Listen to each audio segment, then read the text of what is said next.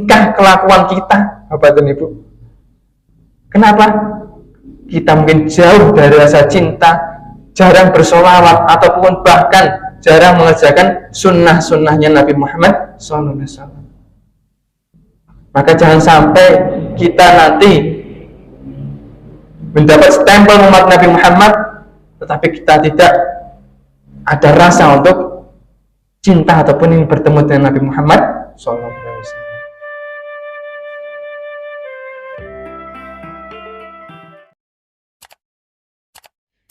Alhamdulillah, nahmaduhu wa nasta'inuhu wa nastaghfiruh wa na'udzu billahi min syururi anfusina wa min sayyiati a'malina, may yahdihillahu fala mudhillalah wa may yudlilhu fala hadiyalah.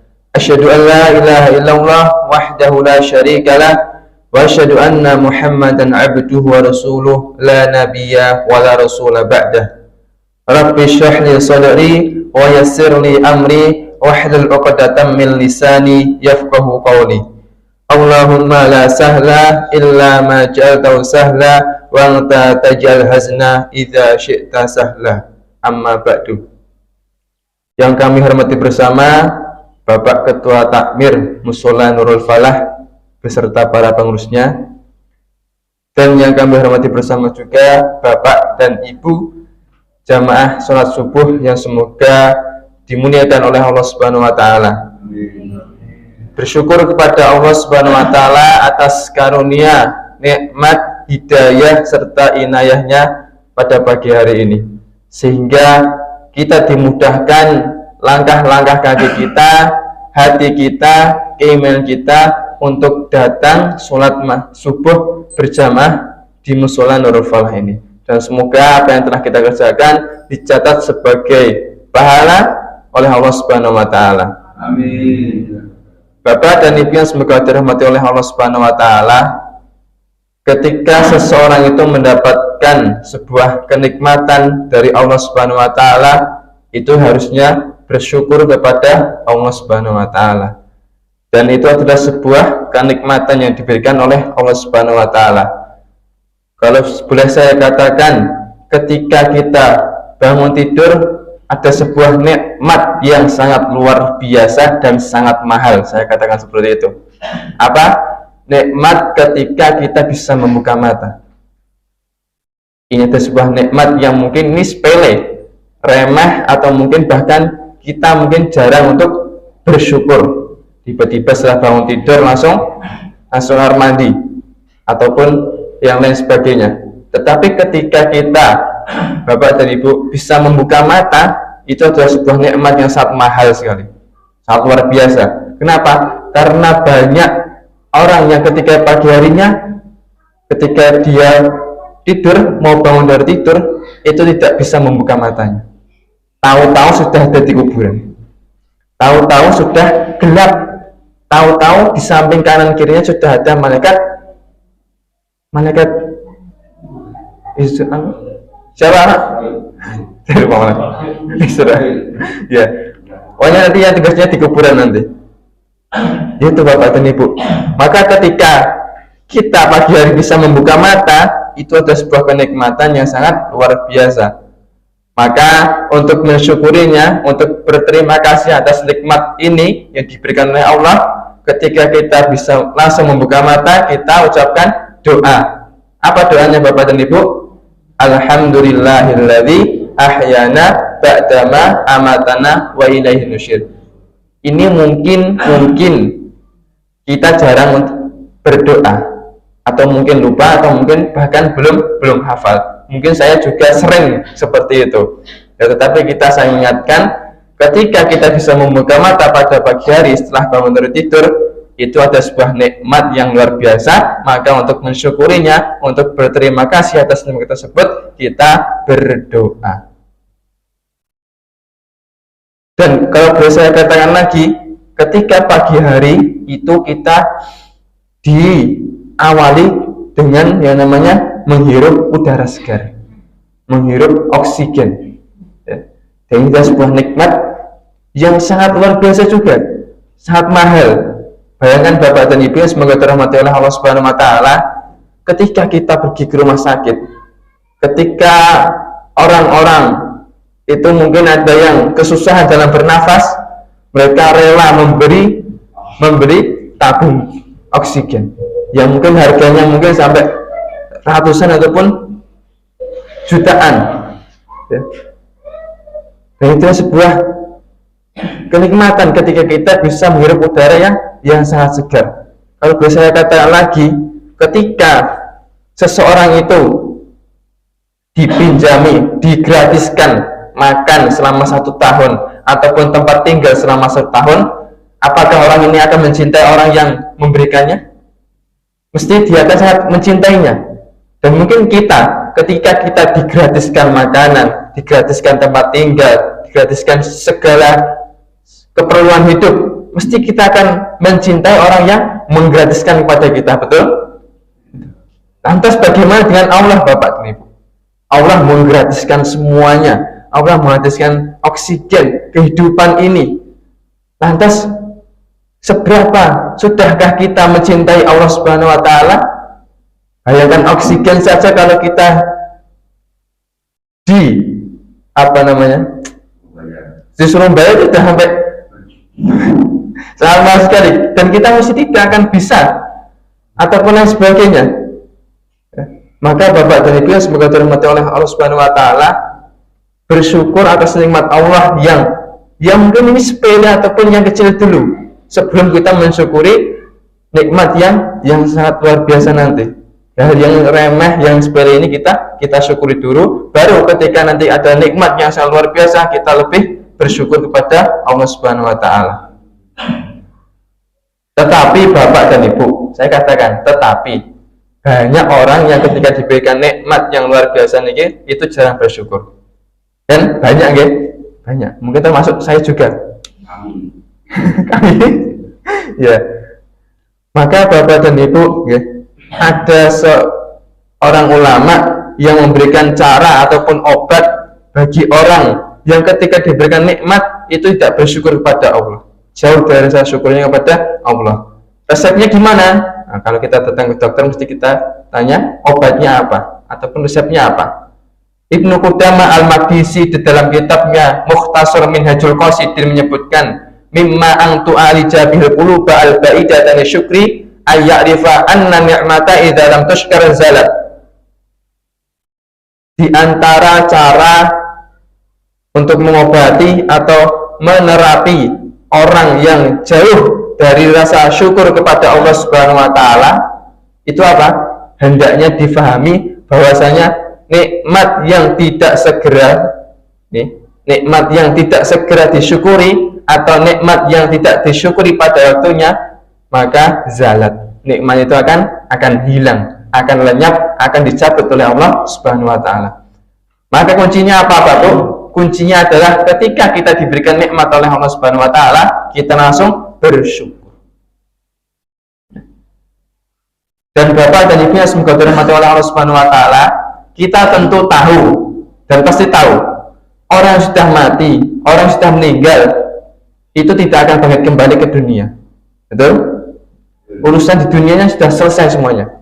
Tetapi ada satu keinginan dari orang yang sudah mati, orang yang sudah meninggal. Ya tentunya ini mayatnya ini bukan mayat orang Islam ataupun orang beriman. Yaitu apa? Ingin dibangkitkan kembali ke dunia hanya untuk sekedar beramal soleh, hanya untuk sekedar berbuat kebaikan. Itu keinginan orang yang sudah meninggal. Cuma pengen satu, kenapa di dunia aku dulu nggak berbuat soleh, kenapa di dunia aku dulu nggak beramal baik, kenapa dulu di dunia aku nggak sholat. Ketika mereka mati hanya ingin satu, dibangkitkan kembali hanya untuk apa? Untuk berbuat kebaikan, beramal soleh, hanya ingin sekedar bersedekah, hanya ingin sekedar berinfak, hanya untuk sekedar sujud sholat kepada Allah Subhanahu wa taala walaupun cuma 1 rakaat. Nah kita makanya Bapak dan Ibu, ketika kita diberikan umur yang panjang ini, alhamdulillah, hari-hari yang akan kita lewati nanti, maka ketika itu semua masih ada, maka manfaatkanlah untuk berbuat kebaikan, untuk beramal soleh.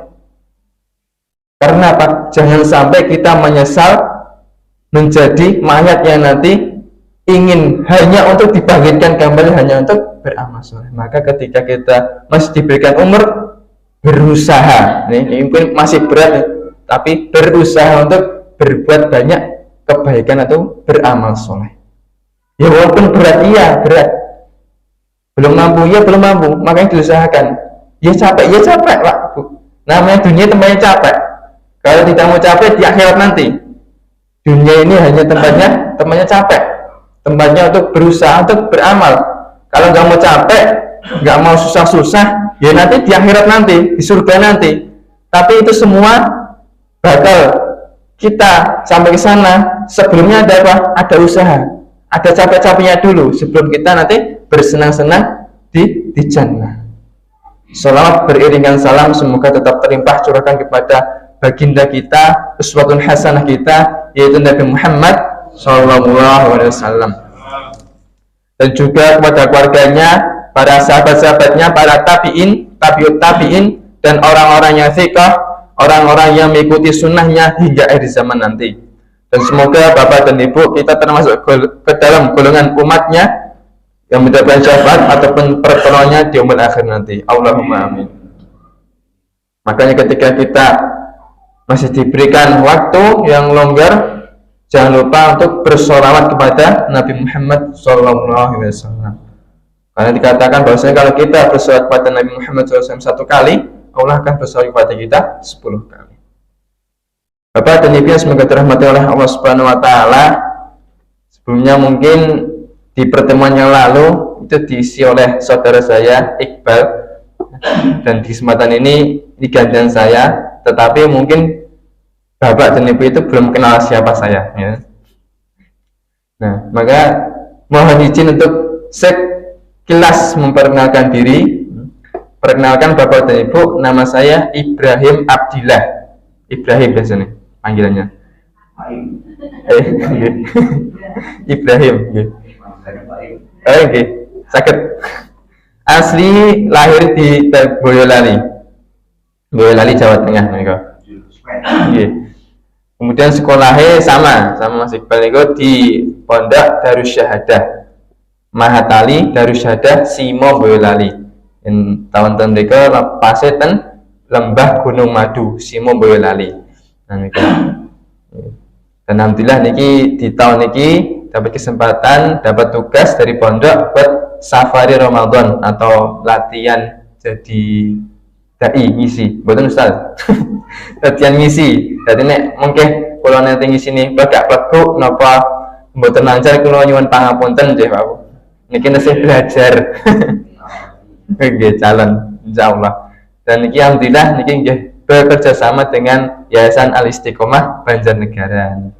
Jadi ini kalau sakit mriki, ya mboten mboten ten mriki. Dan niki mboten sebuah kebetulan, tapi niki adalah takdir dari Allah Subhanahu Wa Taala.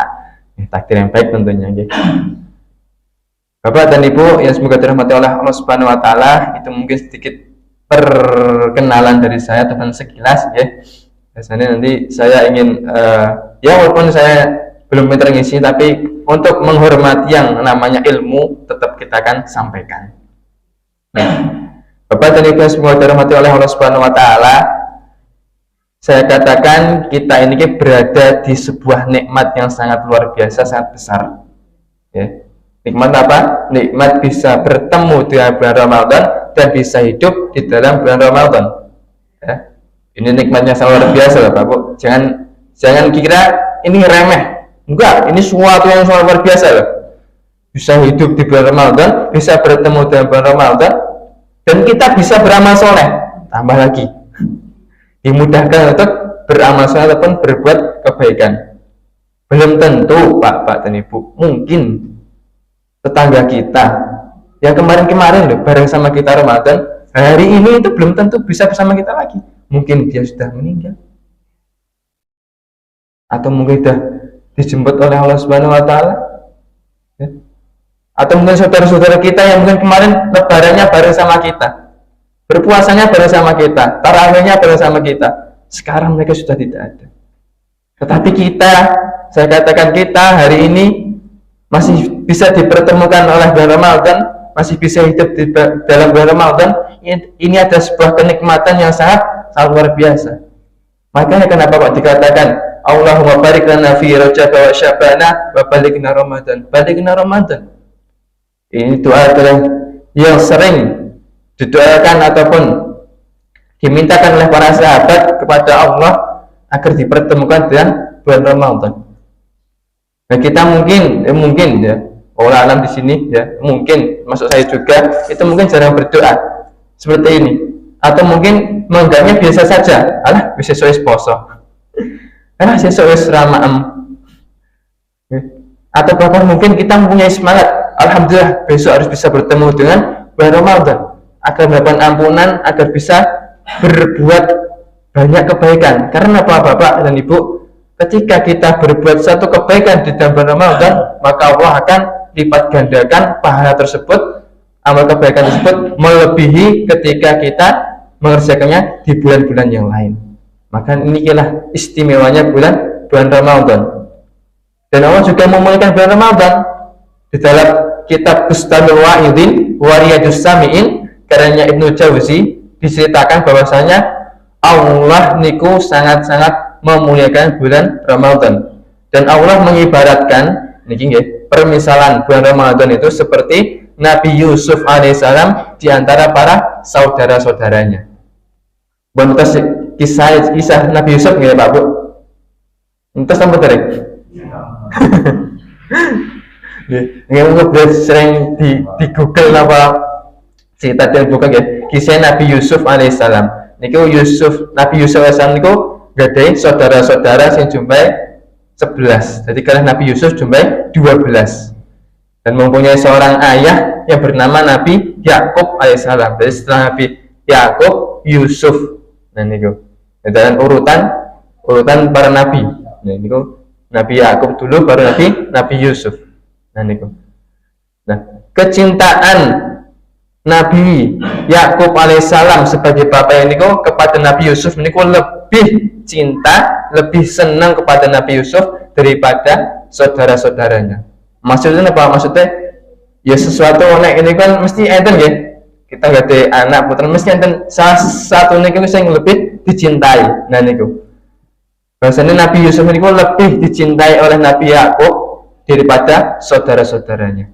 Dan niki Allah juga mengibaratkan bahwasanya bulan Ramadan adalah bulan yang Allah lebih cintai, lebih muliakan daripada bulan-bulan yang lain. Ada bulan Muharram, Shafar, Rabiul Awal. Tapi Allah lebih memuliakan bulan Ramadan, lebih mencintai bulan Ramadan. Dan sifatnya Nabi Yusuf alaihissalam itu apa? Suka memaafkan, dermawan, dan suka berbuat kebaikan. Sami kalian bulan Ramadan, bulannya ampunan, bulannya maaf-maafan, bulannya kita berbuat kebaikan. Maka Allah juga memuliakan ataupun mencintai bulan Ramadan. Niku Bapak dan Ibu, permisalan bulan Ramadan dengan bulan-bulan yang lain seperti kecintaan Nabi Yakub alaihissalam kepada Nabi Yusuf daripada saudara-saudaranya. Maka Bapak dan Ibu yang semoga dirahmati oleh Allah Subhanahu wa taala, kenapa kok Allah muliakan bulan yang mulia ini bulan Ramadan? Ya. Bahkan kenapa Allah muliakan bulan ini, tetapi kenapa kita harus berpuasa? Ya. Kenapa kita harus berpuasa di bulan yang mulia ini? Harusnya kalau bulan mulia, harusnya kalau bulan yang baik Allah cintai, harusnya kita bersenang-senang, betul? Iya, dan pikiran kita mau seperti itu. Harus bersenang-senang, harus semua apapun boleh. Kan ini bulannya kita, bulannya kok ya saat Allah cintai. Kenapa kita harus disuruh berpuasa? Kan capek berpuasa ya? Capek. Haus, menahan lapar, nggak boleh ini, nggak boleh itu. Loh, katanya Allah mencintai, memuliakan. Tetapi kenapa kita harus disuruh capek-capek? Bahwasanya Allah ingin mengajarkan kita Bapak dan Ibu, ada hikmah, ada faedah. Kenapa bulan Ramadan kita harus berpuasa di dalamnya? Yang pertama Pak, Allah ingin mengajarkan kepada kita agar kita merasakan saudara-saudara kita yang mungkin di luar sana itu tidak bisa makan, tidak bisa minum, ataupun tidak pernah merasakan yang namanya kenyang. Banyak orang-orang miskin, orang-orang fakir, yang mana mereka itu untuk sekedar makanan saja, untuk sekedar makan itu makan susah. Maka Allah mengajarkan kepada kita bahwasanya kaum muslim itu seumpama satu tubuh. Ketika yang lain sakit, yang lain juga harus sakit merasakan. Yang lainnya nggak ikut makan, ya sama, kita juga harus merasakan. Gini tuh rasanya nggak makan itu, ya nggak enak ya. Makanya Bapak dan Ibu, ketika kita punya sesuatu untuk dibagikan, maka bagilah kepada orang yang membutuhkan. Karena kita juga akan merasakan, oh saya sakit seperti ini namanya. Oh kalau nggak makan seperti ini ya seharian ya rasanya. Itu yang pertama. Yang kedua apa? Allah ingin mengajarkan kepada kita agar kita tidak mubazir ataupun membuang-buang makanan. Nah, ini mungkin kita sering mengerjakannya ataupun bahkan terlebih lagi saya. Ya, santri ini kadang si buruknya buang-buang makanan ini nggak baik. Tapi kita latih diri kita ya, untuk tidak mubazir ataupun membuang makanan. Di luar Ramadan itu mungkin kita sering-sering membuang makanan, tetapi di bulan Ramadan ini kita nanti akan menghargai namanya makanan Bapak dan Ibu.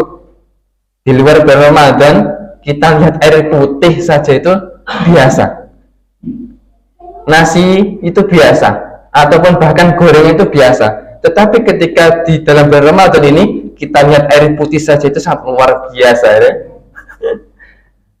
Nasi itu sangat-sangat mahal sekali, rasanya sangat luar biasa. Atau bahkan gorengan tempe, bakwan tahu itu di luar Ramadan biasa. Ya, biasa. Tapi di dalam Ramadan itu suatu sangat mahal, sangat luar biasa. Ya. Makanya Bapak dan Ibu, kita diajarkan oleh Allah agar apa? Menghargai namanya makanan. Dan itu adalah dua faedah yang Allah ajarkan pada kita di dalam Ramadan ini. Maka disitulah Allah mewajibkan yang namanya saum ataupun berpuasa. Bahasa Arabnya saum ataupun siam, ya, bahasa Indonesia poso. Di dalam Al-Quran Allah mewajibkan. Dalam surah Al-Baqarah disebutkan, ya ayyuhalladzina amanu kutiba alaikumus syiyamu kama kutiba alal ladzina min qablikum la'allakum tattaqun. Itu yang pertama, kita sudah hafal tentunya dan sudah paham. Kemudian setelahnya Allah juga kasih penegasan lagi apa? Syahrul Ramadan alladzi unzila fil Qur'anu hudal linnas wa bayyinatin minal furqan faman syahida minkumus syahra falyasum. Maka ketika kalian bertemu dalam bulan Ramadan, kalian hidup menyaksikan, syahidan menyaksikan minkumus syahra falyasum. Bulan Ramadan itu apa? Falyasum, maka berpuasalah. Ini kata Allah dalam firman-Nya dalam Al-Qur'an. Dalam hadis dikatakan apa Bapak dan Ibu? Dalam hadis Arba'in yang ditulis oleh Imam An-Nawawi rahimahullah ta'ala disebutkan bahwasanya bunyal Islam ala khamsin. Bangunan, cagak ataupun pondasi Islam itu ada 5. Yang pertama apa? Anta syahada ilaha illallah wa anna Muhammad Rasulullah. Bersaksi, bersyahadat bahwasanya Allah adalah Tuhan dan Nabi Muhammad adalah utusan Allah Subhanahu wa taala. Yang kedua apa cagaknya? Wa tuqimas shalah. Mendirikan sholat. Yang ketiga apa? Waktu tiga zakat. Apa? Menunaikan zakat. Yang keempat apa? Watasuma Ramadan, berpuasa di bulan Ramadan. Yang terakhir apa? Watahajjul baita in istata'ta ilaihi sabila, berhaji ketika dia mampu. Dan ini kalau haji ini yang mampu ya. Tapi yang 4 ini kita semua bisa melakukan. Bersahadat iya, sholat iya, zakat iya, dan berpuasa iya. Ini kata semua cagak pondasi atau mendasar bangunan Islam. Kalau satunya roboh, satunya tidak sempurna, satunya tidak ada, maka bisa dipastikan bangunan itu akan roboh. Iya. Tiangnya ada 5, bangunnya tinggi dan kokoh. Tapi kalau hilang 1, itu bisa jadi roboh atau bisa jadi nggak kuat nanti bangunannya. Dan ijma ulama mengatakan bahwasanya puasa di bulan Ramadan adalah wajib. Ijma ini apa? Kesepakatan para ulama, seluruh orang soleh yang mengatakan bahwasanya puasa di bulan Ramadan itu wajib. bagi yang tidak ada uzur syar'i tentunya, ya. Kalau nggak ada uzur syar'i, sehat, waktunya longgar, mampu, ya, itu wajib berpuasa di bulan Ramadan. Kalau yang ada uzur syar'i gimana? Nanti menggantinya di luar bulan Ramadan. Allah mudahkan Bapak dan Ibu. Islam itu memudahkan, agama yang memudahkan hambanya. Tetapi kita saja yang mempersulit diri kita. Kalau kamu sehat, mampu, berpuasalah. Kalau nggak mampu, ya nanti kamu ganti di luar bulan Ramadan. Itu. Tetapi Bapak dan Ibu yang semoga dirahmati oleh Allah Subhanahu wa taala, saya katakan orang yang mampu, orang yang sehat, termampu segala hal, tapi dia tidak berpuasa di bulan Ramadan. Mungkin dia belum tahu tentang hukumnya, atau mungkin dia belum tahu tentang faedah ataupun keutamaan berpuasa di bulan Ramadan. Maka perlu dipahami Bapak dan Ibu semoga dirahmati oleh Allah Subhanahu wa taala. Kita telah tahu tadi apa hukumnya? Wajib. Menurut Quran wajib, menurut hadis itu wajib, menurut ijma' ulama, kesepakatan para ulama, orang-orang soleh, berpuasa di bulan Ramadan wajib. Dan nanti kita akan membahas tentang keutamaan ataupun fadilah berpuasa di bulan Ramadan. Yang pertama apa? Berpuasa di bulan Ramadan, ketika kita bertemu dengan bulan Ramadan menjadi kafaratun, menjadi kafarah ataupun apa? Penghapusan dosa, peleburan dosa. As-shalawatul khamsu wal jum'atu ila jum'ah wa ramadhanu ila ramadhan kafaratun. Antara sholat ke sholat berikutnya, antara Jumat ke Jumat berikutnya, antara Ramadan tahun ini ke Ramadan yang akan datang tahun depan, kafaratun. Ada yang namanya penghapusan dosa ataupun peleburan dosa. Ini mungkin kita sudah sholat subuh dan nanti kita nunggu waktu zuhur, ya. Mungkin kita nanti melakukan dosa-dosa kecil, itu ada waktu-waktu kafarah, penghapusan dosa. Zuhur ke asar, asar ke maghrib, maghrib ke isya, dan nanti isya ke subuh lagi, itu ada kafarah, ada penghapusan dosa. Ada waktu-waktu penghapusan dosa. Ketika kita bertemu, kamu lagi ngapain? Ini aku lagi nunggu sholat zuhur. Nah, nanti itu ada kafarah, ada apa? Penghapusan dosa. Jumat ila Jum'ah, Jumat minggu ini ke Jumat yang akan datang nanti, dalam waktu 1 minggu ada waktu kafarah. Bayangkan Bapak dan Ibu, sholat tadi ke sholat cuma sebentar itu ada kafarah. Jumat ke Jumat depan seminggu ada waktu kafarah, penghapusan dosa. Ketika kita berbuat dosa, berbuat salah, ini kok akan diampuni oleh Allah Subhanahu wa taala manakala kita bertemu dengan Jumat yang akan datang. Wa Ramadan ila Ramadan. Nah niki 1 tahun Bapak dan Ibu kita berbuat dosa, berbuat kesalahan. Ketika kita bertemu dengan Ramadan yang akan datang, ada penghapusan dosa. Apa semua dosa? Tidak. Hanya dosa-dosa kecil saja yang mungkin ngerasa di tangga nih, tapi ini bukan gak yuk? Oh bukan ya? Ataupun iri, sombong, hanya itu dosa kecil. Itu bisa dihapuskan manakala kita nanti bertemu dengan sholat berikutnya, ataupun Jumat ke Jumat berikutnya, ataupun 1 tahun Ramadan ke Ramadan yang akan datang. Tapi ini bukan menjadi dalil ya Pak Bu, jangan jadi dalil nih panjenengan boleh melakukan yang namanya dosa, boten. Tetap kita menjaga diri kita dari berbuat dosa. Kenapa Pak tadi dikatakan ada kafalah? Manakala kita tadi khilaf ataupun tidak sengaja berbuat dosa. Tapi kalau dilakukan secara sengaja, ini masalah nih, repot mungkin sengaja nih. Kalau tidak sengaja itu nanti ada kafarah, ada penghapusan dosa. Tapi ini bukan menjadi dalil untuk kita nanti boleh berbuat dosa. Tetap kita menjaga diri kita dari berbuat dosa. Nah kalau dosa besar bagaimana? Dosa besar diampuni ketika kita melakukan taubatan nasuha. Itu dosa besar. Kalau dosa kecil bisa diampuni dengan tadi bertemu dengan sholat berikutnya, Jumat ke Jumat berikutnya, Ramadan ke Ramadan yang akan datang. Kemudian keutamaan yang lain apa? Man shoma Ramadanan imanan wa ihtisaban ghufira lahu ma taqaddama min dzambi. Barang siapa berpuasa di bulan Ramadan dengan keimanan dan mengharapkan pahala dari Allah Subhanahu wa taala, akan diampuni dosa-dosanya yang telah lalu.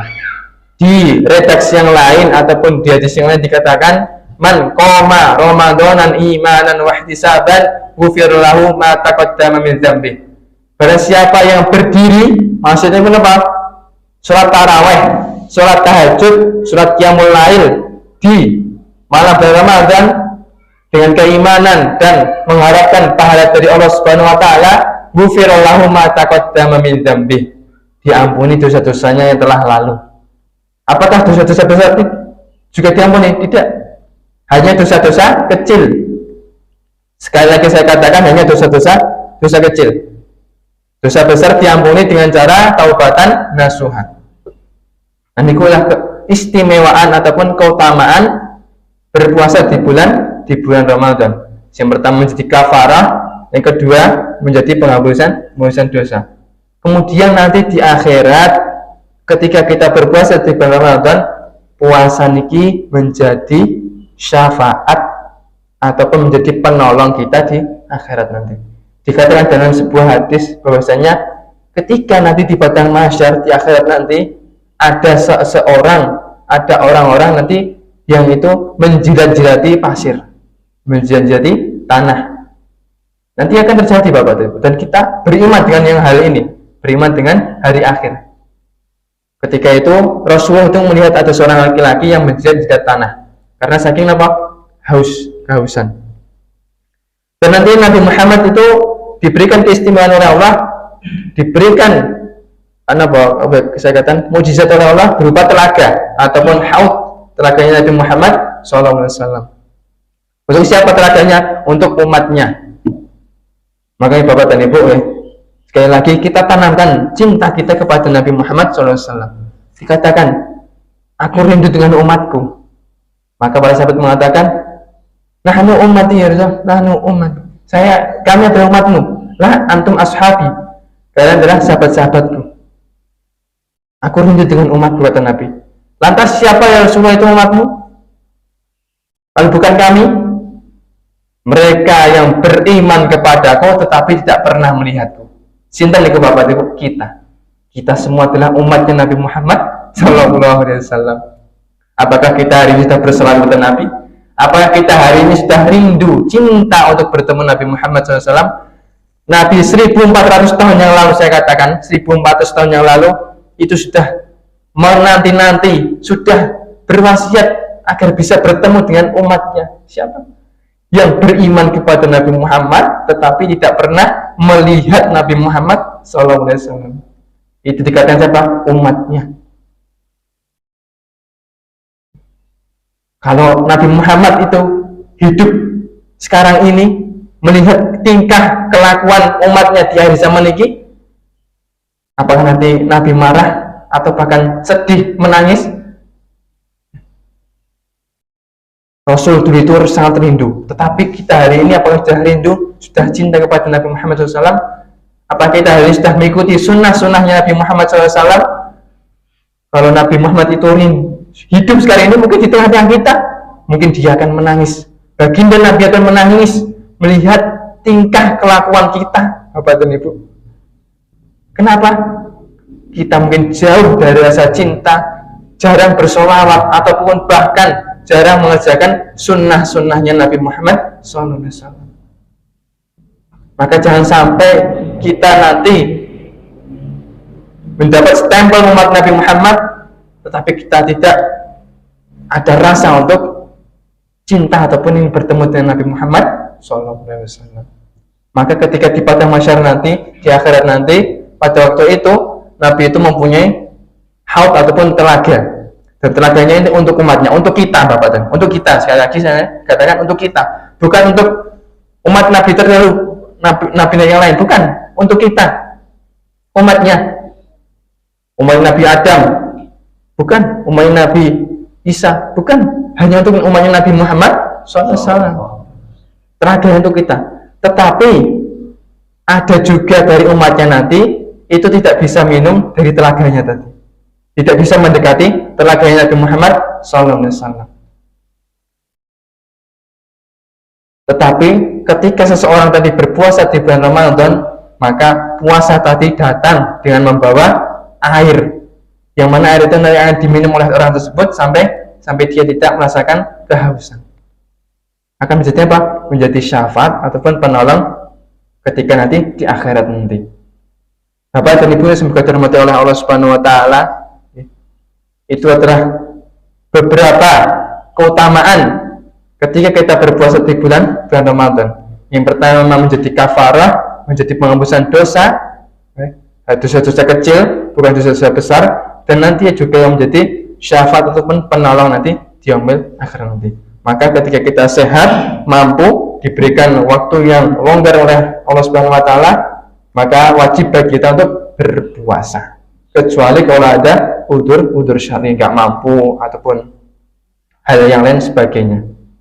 Nah, maka itu nanti boleh atau tidak berpuasa. Selama itu tidak ada, maka wajib bagi kita untuk berpuasa. Karena banyak faedah, banyak hikmah ketika kita nanti berpuasa di bulan Ramadan. Karena kalau kita sudah menahan diri kita selama 30 hari, sudah mampu untuk mengikuti perlombaan ini yang diadakan oleh Allah Subhanahu wa taala, maka hadiah bagi kita apa? La'allakum tattaqun. Itu juara, itu hadiah yang sangat luar biasa yang disiapkan oleh Allah bagi para pemenang, menjadi orang yang bertakwa. Wallahu a'lam bishawab. Mungkin itu dulu yang bisa saya sampaikan pada kesempatan kali ini. Banyak salah dan kurangnya saya mohon maaf, itu datangnya dari saya sendiri. Kalau ada benarnya itu murni dari Allah Subhanahu wa taala. Subhanaka Allahumma wa bihamdika asyhadu an la ilaha illa anta astaghfiruka wa atubu ilaik. Assalamualaikum warahmatullahi wabarakatuh. Waalaikumsalam warahmatullahi wabarakatuh.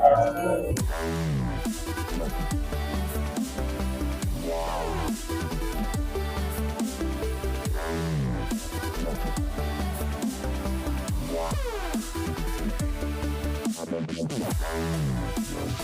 you.